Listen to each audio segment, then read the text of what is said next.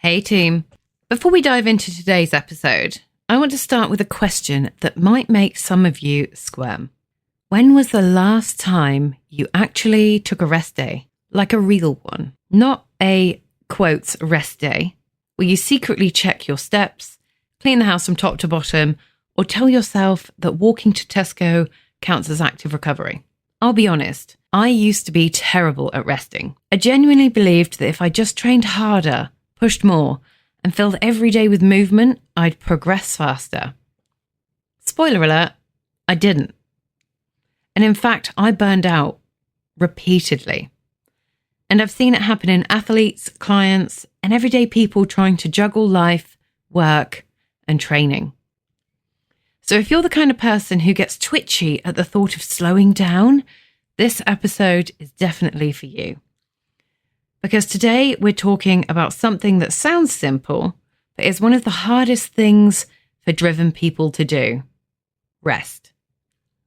So put the kettle on, grab those trainers, let's go.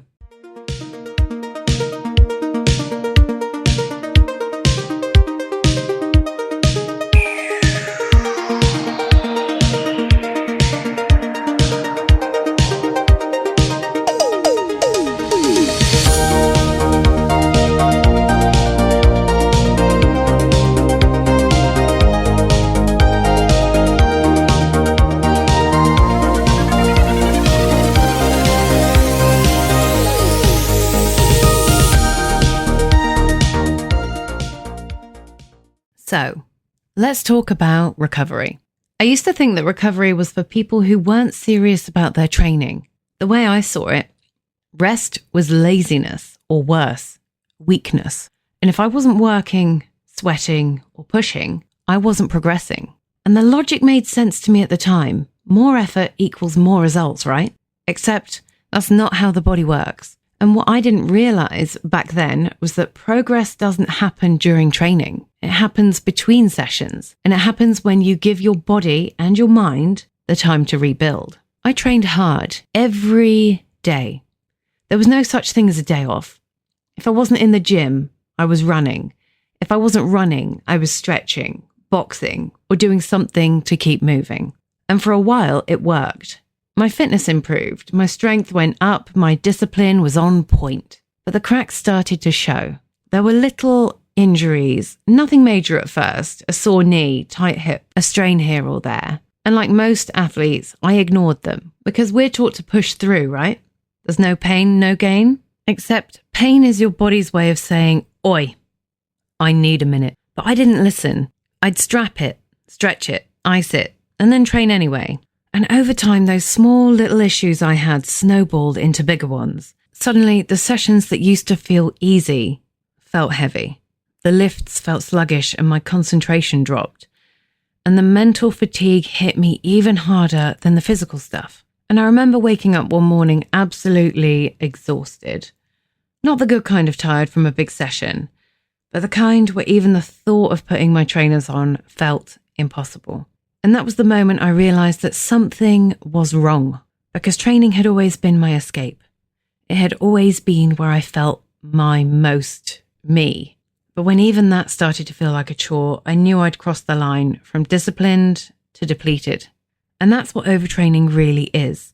It's your body waving a red flag while your brain insists that everything is just fine. The biggest myth I had to unlearn, and the one I see in so many people today, is that recovery is optional. It's not. It's essential. You don't get fitter, faster, or stronger from training harder. You get fitter, faster, and stronger from recovering better. It's like charging your phone. You wouldn't expect the battery to last forever without plugging it in. Yet somehow we expect our bodies to run on 2% battery and still perform like a Formula One car. And this doesn't just happen to athletes. I see it in my clients all the time, especially the busy ones. You know the type, the business owners who wake up at 5 a.m. and hit the gym before sunrise, work all day, grab a coffee instead of lunch, and still expect to train like a pro athlete in the evening. Or the parents who never stop moving. They've got school runs, work, cooking, cleaning. Then they feel guilty for sitting down for 5 minutes because it's the first still moment they've had all day.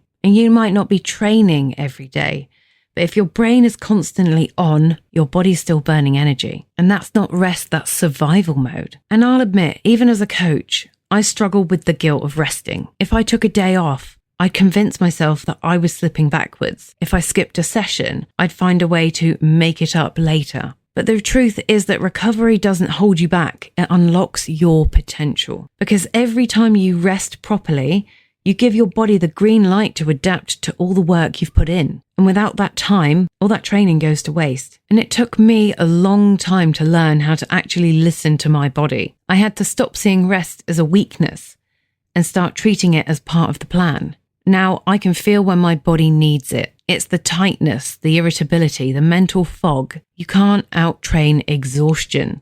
You can only acknowledge it. And the funny thing is that once I started taking recovery seriously, I didn't get weaker, I got better. My performance improved, my energy came back, my motivation came back. I wasn't dragging myself through sessions, I was attacking them again. Because recovery didn't take me away from progress, it was the progress. So if you're listening to this right now and you can't remember the last time you properly switched off, this is your cue. When was the last time you had a day with no expectations? A day where your only goal was to recharge? Maybe that means a lay-in. Maybe it's a slow walk without tracking it. Maybe it was reading a book, having a bath, or taking your dog out just for fun, not for steps. Rest isn't wasted time. It's the reset button that makes everything else possible. So let's talk about what really happens when you recover. Because I think we've been sold this weird idea that recovery is the opposite of training, that it's what you do when you can't train. But recovery is training. It's the half of the process no one talks about enough. You don't grow in the gym. You grow when you leave the gym. Every rep, every sprint, every push-up is a message to your body, a bit of controlled stress that says, hey, we need to get stronger to handle this next time. But that adaptation, the repair, the rebuilding, the actual improvement happens afterwards. So if you're training every day without recovery, it's a bit like shouting orders at your body and never letting them answer. So training is the stress and recovery is the response. And when you train, you create these microscopic damages in your muscle, these tiny tears in the fibers. You deplete your energy stores, your glycogen drops, and your nervous system gets a little fried. But that's not failure. That's just the stimulus your body needs to adapt. Your body adapts to stress. And the magic only happens is when you stop and give it the resources, your food, your rest, the time to rebuild. And that's when your body goes, right, noted, next time we can do it better, or we can be stronger. It's the same principle athletes call supercompensation, that rebound above baseline that happens after a proper recovery window. No recovery, no rebound. The problem is that when we've grown up in a culture that glorifies the hustle, no days off, sleep when you're dead, pain is weakness leaving the body, all of that might sound hardcore, but is actually nonsense. Because the science says the opposite. The better you recover, the faster you progress. And that's why elite athletes spend as much time on recovery as they do on their training. They nap, they eat, they stretch, they sleep. Because they understand that recovery isn't downtime, it's part of the plan. And yet most everyday people try to do the exact opposite. We train on too little sleep. We skip meals. We use caffeine to power through fatigue instead of asking, why am I this tired? And then we wonder why we're plateauing. We feel drained or picking up these little injuries. And let me explain how this actually works inside your body, because it's fascinating once you see it. Imagine your performance is a line on a graph. When you train, that line dips. That's the stress. You've depleted energy, you've broken down some tissue, and you've used up some mental focus. Then, when you rest, that line rises again. That's your recovery. And if you rest long enough, it rises above where it started. That's adaptation. That's the point where your fitness level increases. But if you don't rest long enough, you start the next session before the line's had time to climb back up. So you dip lower. And if you keep doing that over and over again, training on top of your fatigue, your baseline drops, not rise. And that's when you hit burnout or injury. And here's the funny thing about recovery. It doesn't feel productive, does it? And that's why so many people skip it. We're wired to value doing over being. When we're not moving, sweating, or ticking boxes, we feel lazy. But your body doesn't care about how productive you feel. It cares about the physiological balance. Every recovery day you skip is like skipping the part of the workout that actually makes you fitter. So let's have some real talk for you. I struggled with this for years. And when training is part of who you are, your stress relief, your hobby, your identity, resting feels like losing part of yourself. And the truth is that your identity as an athlete or high performer isn't about how often you train. It's about how smartly you train. You can't be strong if you're always running on empty. You can't be consistent if you're constantly injured, and you can't perform if your body's quietly begging you for a break. So if you're the kind of person who feels guilty for taking a day off, or you catch yourself saying, I'll rest when I've earned it, this is your reminder. You've already earned it. You earn your rest every time you train, every time you show up, every time you give your effort. Rest isn't a reward, it's a responsibility. So let's get into something that trips almost everyone up at some point, knowing the difference between training hard and training too hard. Because the reality is that most people don't intentionally overtrain. What actually happens is under recovery. You're doing the right sessions, but not giving your body the resources, the food, rest, and time to adapt to them. Think of it like this. Training breaks you down. Recovery builds you up. And if you keep breaking down without building up, eventually the structure, your performance, your mood, even your immune system starts to crack. And the first signs of under recovery are sneaky. You might notice you're just a little more tired than usual. Your sessions might start to feel heavier. You're sore for a little bit longer.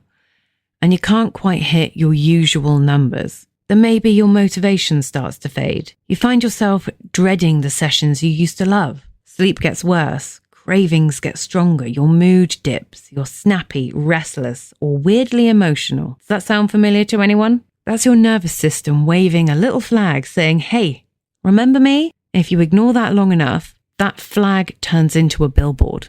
And when you overtrain or under-recover, your body sits in a constant state of stress. That stress hormone, cortisol, it stays high for too long. And that blunts your muscle repair, and it messes with your sleep, and it even lowers your immunity. So you might be working out more, but your body is in survival mode, not growth mode. You're not adapting anymore. You're defending. And that's when things like nagging injuries, persistent fatigue, and emotional burnout start creeping in. So here's how to tell when you need rest. And there are a few telltale signs that your body is asking for rest instead of another round of burpees. If you're constantly sore, not just the normal post-workout sore, but lingering for days sore. If your performance is dropping, even though your effort isn't. If you're struggling to fall asleep or stay asleep. If your appetite's gone weird, either you're not hungry at all or you're craving everything in sight. If you're losing that motivation or dreading your workouts. Or if you feel more anxious or moody than usual. If these things are ringing any bells, I'll say this as your coach. You don't need another workout. You need a nap. And it's not just everyday people. I've seen top-level athletes fall into this trap too. They think that more training will fix a plateau. So they pile on extra sessions, but when the recovery drops off, their performance tanks. And that's why in elite sport, recovery is scheduled. It's treated as seriously as training. Sleep, nutrition, hydration, mobility work. It's all data-driven and built into the plan because they know that one simple truth. You can't perform at your peak when you're permanently in repair mode. And now let's be honest. Ego plays a big part in this too. And we live in a world that glorifies that grind culture. We wear busy like a badge of honor. And as driven people, we convince ourselves that taking time off means falling behind. But the irony is that people who recover properly progress faster. They're stronger, leaner, more focused, and far less injured. So when you see someone taking a rest day, don't assume they're slacking. Assume they've figured it out. So let's have a real world under recovery for you. One of my clients, Sarah, once told me she felt lazy if she didn't work out every day. She'd train 6 or 7 days a week, plus run around after her kids, hold down a full-time job, and wonder why she felt consistently exhausted. And we cut her training down to 4 days, added a proper sleep routine, a bedtime and a get-up time. And we focused on her nutrition. And within a couple of weeks, her energy had increased. Her lifts had improved, and she'd lost fat without doing a single extra workout.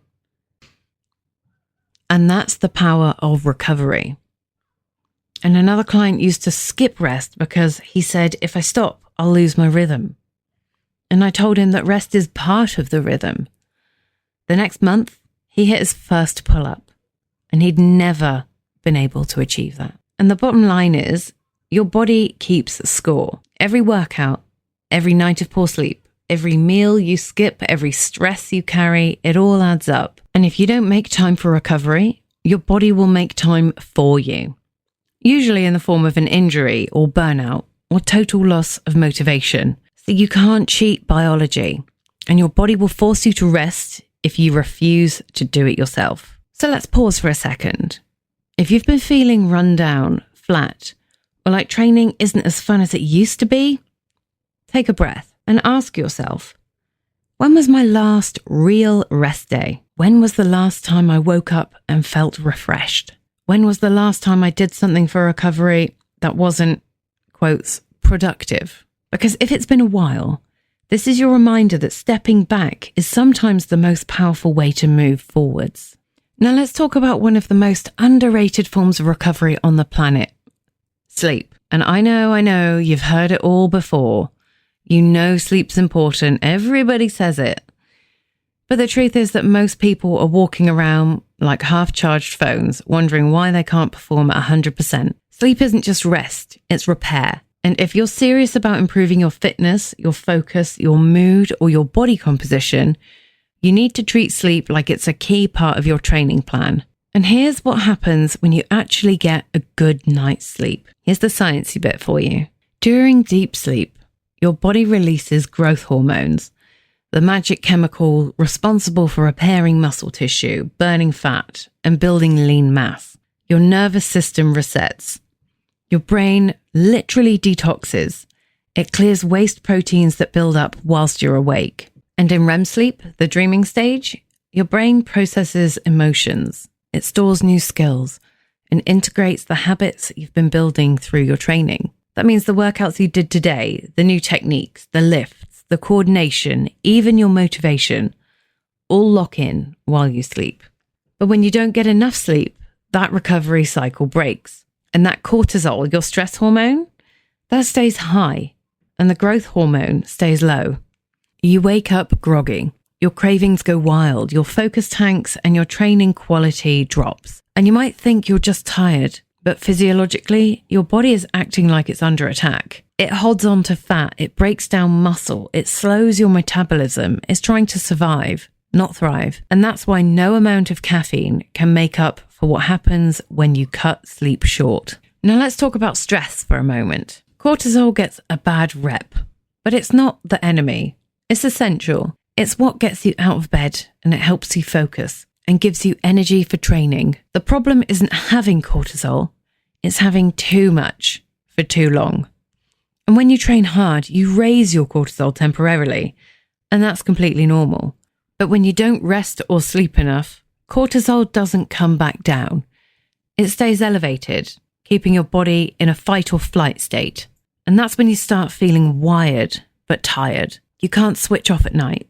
You wake up at 3 a.m. thinking about your to-do list, and no amount of training feels satisfying anymore. And the scary thing is that you can't see high stress.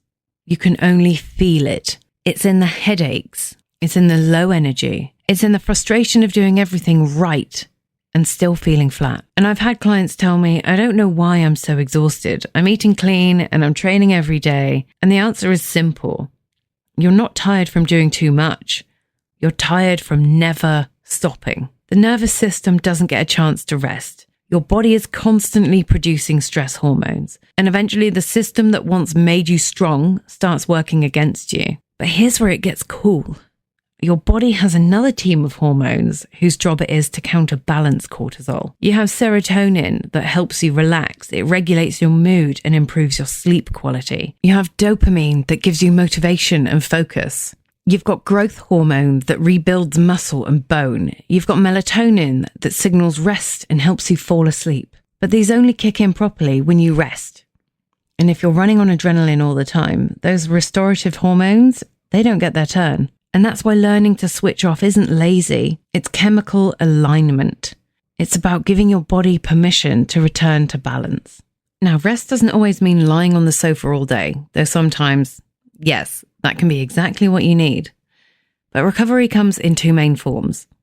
You have passive recovery, complete rest, sleep, relaxation, stretching, mindful stillness. And then you've got active recovery. Low intensity movements like walking, yoga, mobility work, swimming, or even just playing with your dog. The goal isn't to do nothing. It's to do something that restores energy rather than depletes it. So instead of hammering the treadmill after a stressful week, maybe your recovery session looks like a long walk outdoors or a gentle cycle. Your muscles still get blood flow, but your nervous system gets a break.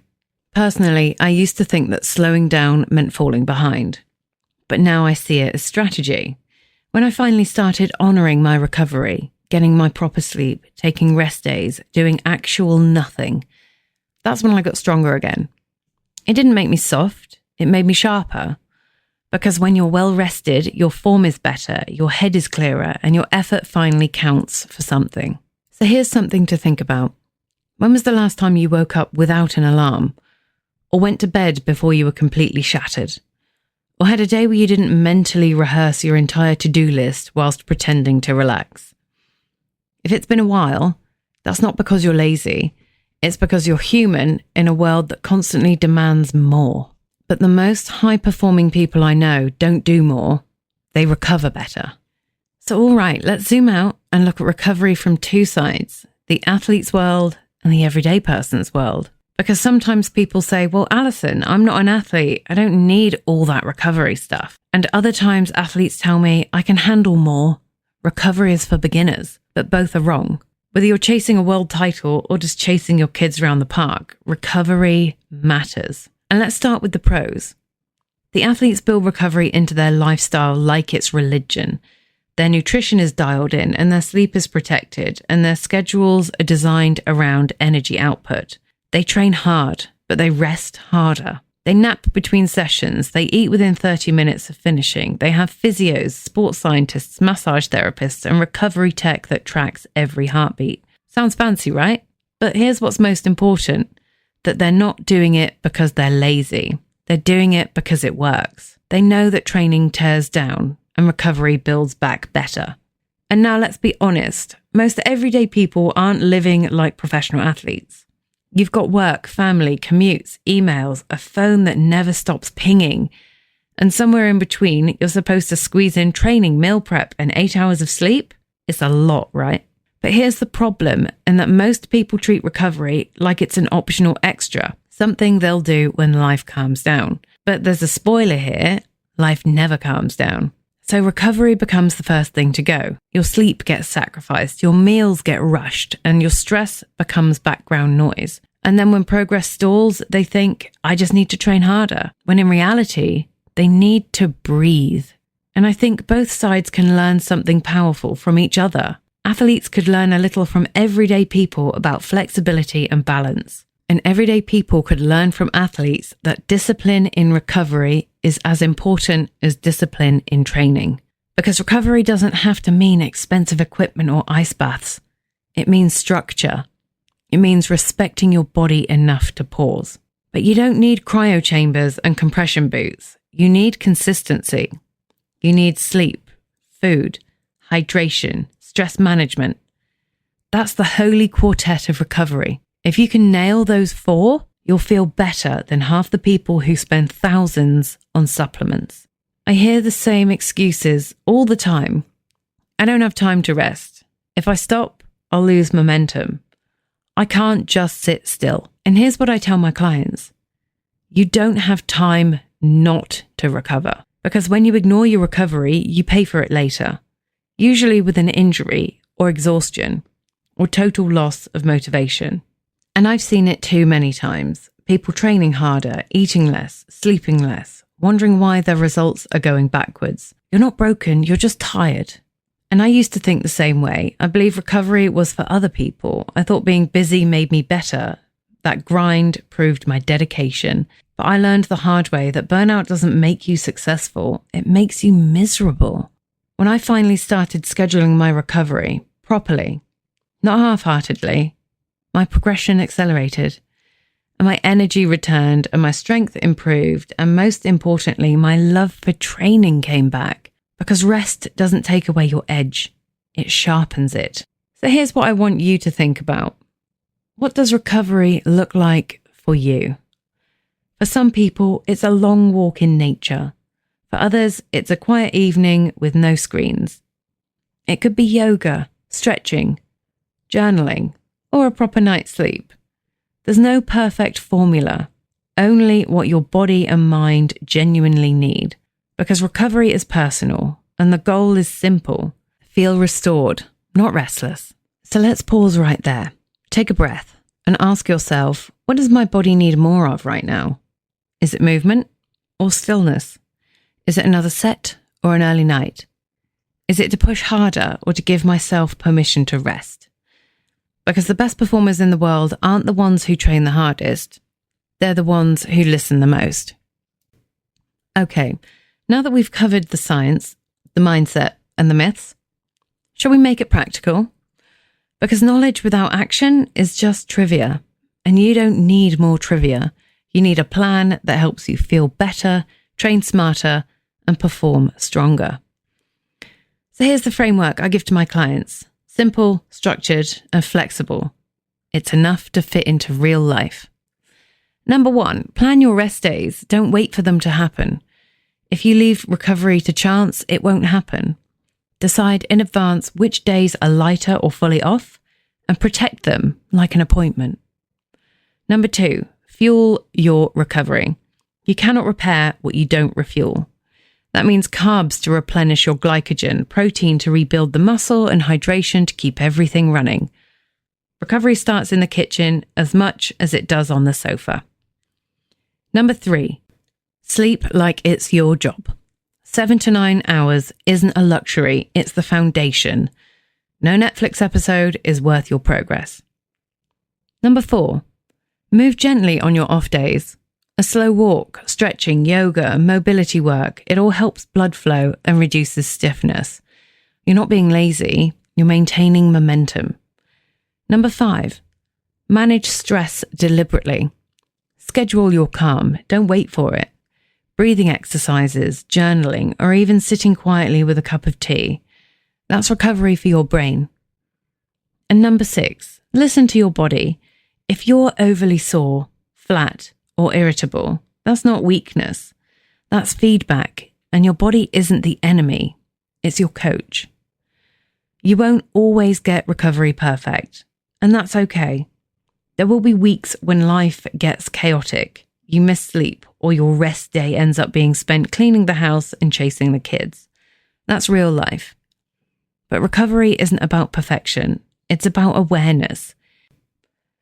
It's about recognizing when you're stretched too thin and making micro adjustments before you break. So here's your challenge this week. Take 1 full day and commit to recovery. It doesn't have to look perfect, just intentional. Switch your phone to airplane mode for an hour. Stretch for 10 minutes. Take your dog for a slow, untracked walk. Have a nap. Eat a proper meal and actually taste it. And when you wake up the next day, notice how your body feels. Notice how your brain feels.